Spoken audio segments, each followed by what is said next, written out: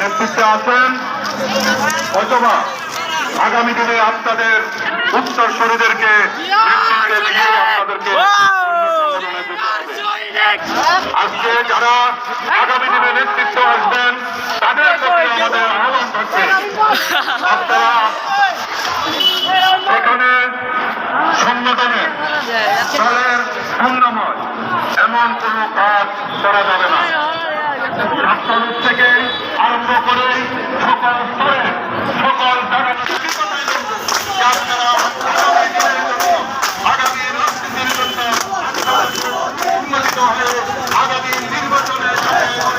আমাদের প্রিয়তাকে সংসদে পাঠিয়ে দেয়, নির্বাচনে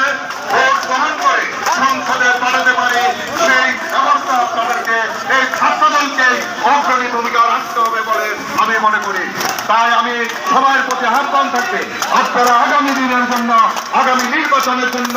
আপনাদেরকে সবাইকে সুসংগঠিত